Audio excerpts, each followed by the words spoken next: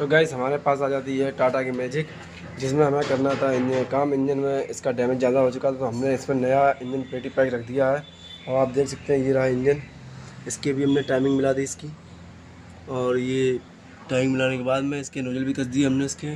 और अब इसमें हम कसेंगे टैपेड कवर को। ये रहा high temperature ready bond 3 bond का है ये। इसको भी लगाने के बाद में हम इसको कस देंगे, और फाइनली हम आपको दिखाते हैं स्टार्ट करने के बाद में।